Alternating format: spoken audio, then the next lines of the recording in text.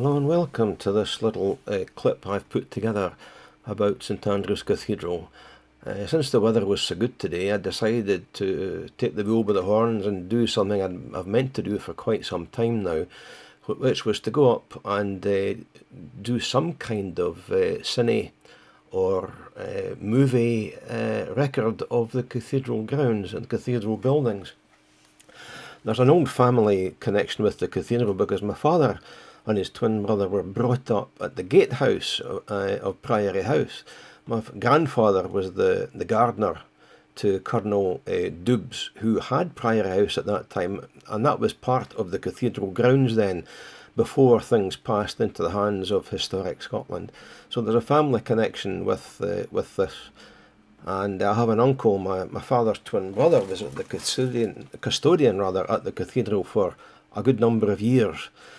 So I'm afraid despite that, I don't really know an awful lot to do with the cathedral's history, but I'll try and say what I can as things progress. Now, I began at the western end of the cathedral, which has the famous single spire. Now, originally, there were twin spires at either end of the cathedral, twins at the east end and twins at the west end. The western ones, one of them has fallen down and disappeared over the centuries, and there's no trace of that at all anymore. But there's a rather grand round arch, that's the main entrance into the old church, and then there's not much between the two extremities, but there's a curtain wall on the southern side of the nave, and that's in pretty good condition. It's not complete, but it's about maybe 2/3 of what used to be there. The cathedral was destroyed in the Reformation after John Knox and his guys decided to come along and preach a pretty fiery sort of sermon, is the way it's described in records. And he wanted to cleanse the cathedral of the idolatry and so on that was going on there. That's how they thought about things then. And that's what happened. They came along and they tore things to bits. I gather there was quite a lot of looting, general destruction and so on, and the result was that the cathedral lay in absolute ruins for centuries, and over the course of that time stone was robbed out from the ruined walls, and because stone, very expensive stuff to have cut, and it was so much easier to go and help yourself to ruined buildings nearby. There was no sense of conservation of any kind at all. So that's what happened, and I'm quite sure there are many buildings throughout the area which have been built from sandstone blocks taken from the old cathedral walls that were torn down as described there. Now, at this point, I decided to walk along the curtain wall, as I'm calling it. It's actually the southern wall of the nave. And its upper half is pierced through with windows at intervals, some with the astragals still in place, some absent. There's interesting little plaques on the wall to tell you about little local points of interest. Now, I didn't pay too much heed to that because I didn't want to get bogged down in detail. All this is really attempting to do is to provide a pictorial impression of what you may see if you decide to visit the cathedral at some time in the future. So the dramatic ends of the cathedral are what normally takes your eye first of all. As you approach it along North Street, you'll see the big single tower and the twin towers at the far end. And indeed, if you look beyond the wall past that twin tower there's only about 10-15 yards or something past that wall, and there's a high cliff which will be maybe, I'm guessing 25 metres high or something like that, and the sea pounds against that cliff when the tide's in. So the cathedral is really pretty close to the edge of the North Sea, and that's probably why some of the stones show signs of extreme weathering in places. It is blasted by strong winds and rain and all the rest of it. So, now, at this point, I've got to the end of that nave, and my knees were beginning to beginning to hurt at that point with being on my feet. So I picked my way across from this point, and yeah, I took this shot here showing St Roll's Tower, which is a separate ecclesiastical building, although it's in the grounds of the cathedral. It's a big square tower which you can go up for some kind of small fee, not sure what that is. What you do now is, I think there's a turnstile at the bottom and it's coins through a slot sort of idea. And there's the remains of the base of the walls is still here. I'm picking my way along there. You can see that the walls were constructed of rubble infill with dressed stone on the outside and on the inside. Massive construction walls, they must be 5 feet thick. That's the way they built in those days. These curtain walls would have been reinforced with buttresses at intervals along the side. And if anyone is interested in what the cathedral actually did look like, there's a pretty good artist's impression of it, which was done by Ulrich Potter, a local artist.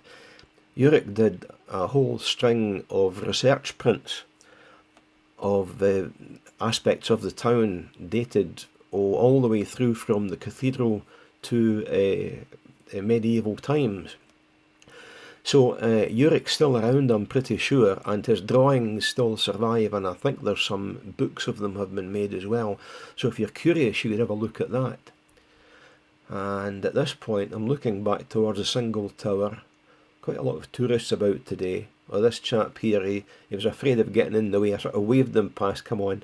You can't expect people to keep out of your road just because you have a camera in your hand. That just wouldn't do at all. So I had a smile and on he went.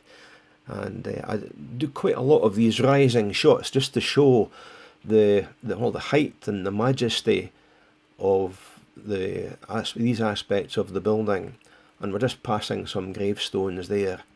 If you notice, there's a sort of a bobbing movement here. I tried to keep that under control, but it's actually extremely difficult because I'm walking with this gimbal, and the phone is mounted on that with the movie camera running.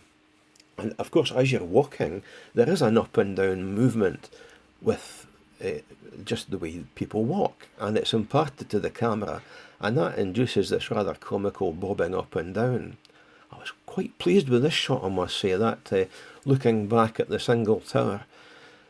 So yeah, back to the east end, looking at the twin towers and then panning across through the single archway, and there's one of the towers in the peripheral wall, which is to keep people out and to keep others in, I guess.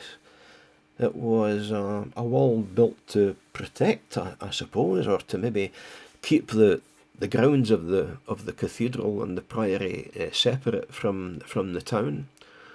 That's looking up at the eastern side that's the faraway side of the twin towers. That's what it would have looked like before the place was ruined. And then swivelling round, having just gone through the archway, and carrying on around this, and well into the cemetery here as well. I was keeping an eye out for Tom Morris's grave. I couldn't just remember where it was, and I did come across it later on, and I make a beeline for it. Now there's a square tower in the curtain wall here. It's not that one.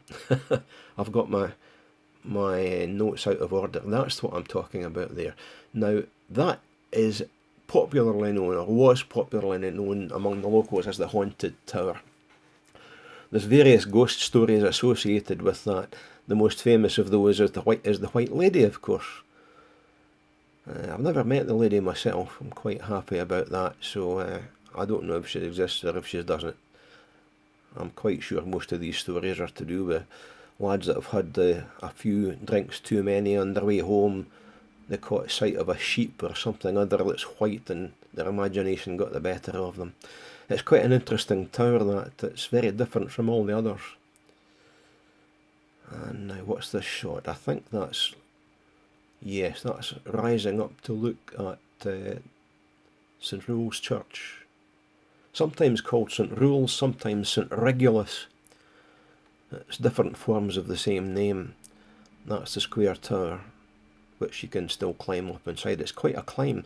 It's about 33 metres high, and I'm pretty sure that that predates the cathedral.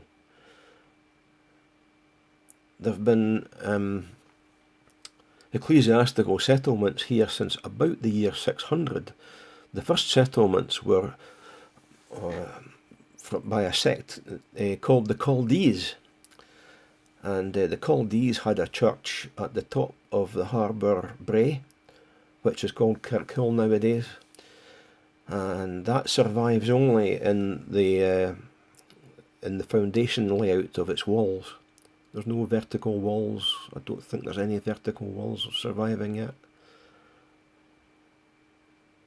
This was an effort to swing around looking at the graves in the wall. I knew that his grave was one of the graves set into the wall, and I'm looking at those hoping that my memory would be jogged by looking at them. That's another view again of St Regulus. You can go in through that arch into the part of the building there. It's rather odd to have a church of that size with such a massive stone tower. I think the church actually took various forms over the centuries, and indeed you can see grooves cut in the western face of the tower. I hurried this bit through because it's just walking amongst the gravestones here. Almost there. The chap in the white shirt got there before me. And that white painted arch in the wall, that's young Tom Morris's grave. There was old Tom, his father, and young Tom. I'm not a golfer, so I'm not well up on the achievements of these, but they were very, very significant in their day in terms of golf championships, and the number of times that the Open was won by one or the other. I'm sorry to be so vague about that, but golf's not my thing at all. I'm a fisherman.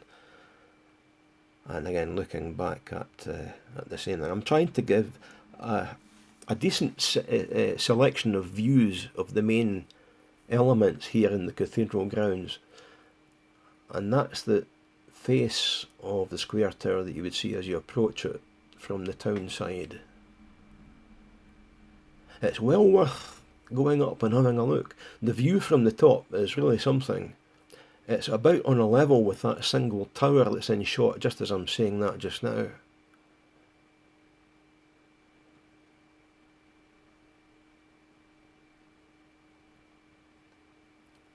Beginning to come to an end of this now. There's just a little bit left to go. So I'll wind up by thanking you for your patience in watching this and staying with me as I had my walk around the cathedral today. Nice to get back along there and make a record of this, which will hopefully go on YouTube, and maybe one or two, or maybe more than one or two might enjoy having a look at this and maybe even planning a visit because of it.